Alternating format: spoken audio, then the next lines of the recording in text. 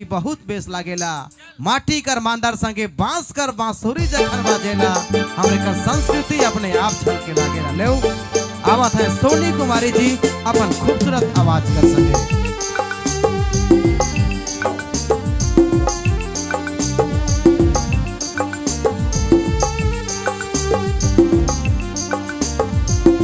क्या बात।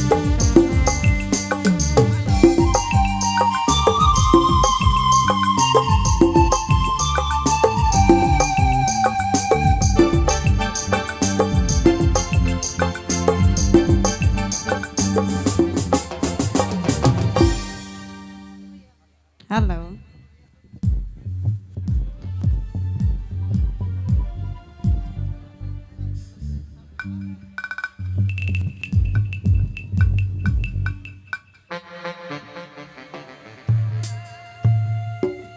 हेलो ये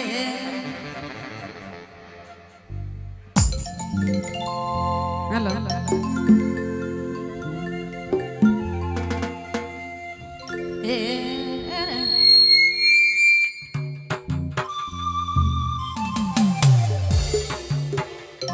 अरे जय राम फूला तोड़े,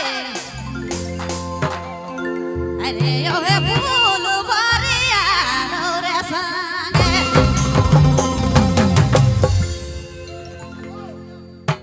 हिम्मत तो जड़लो नि पीरतिया, जड़लो पीरतिया रे संगे, हिम्मत तो जड़लो पीरतिया, जड़लो पीरतिया रे संगे।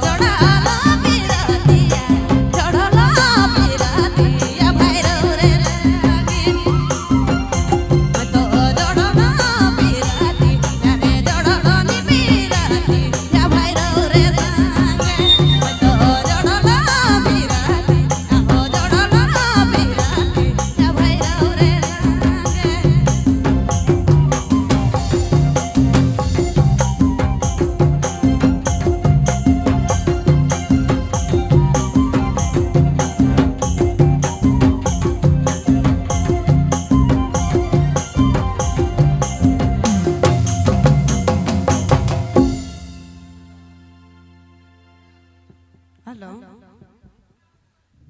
ए मैना माला तो बनालो सखी माला तो गालो जोड़ी रे लागी अरे जाए रो फूला तोड़े ओ जाए रो फूला तोड़े ओहे फूल भरी या हो हे फूल भरी या मोर रे लागी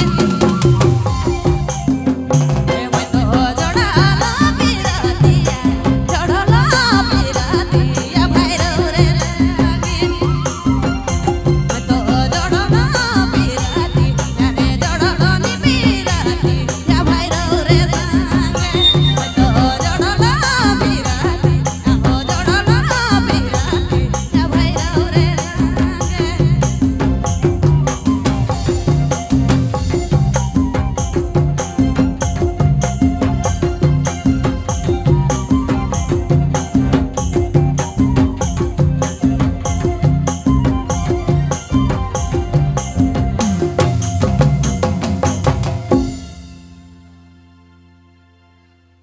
हेलो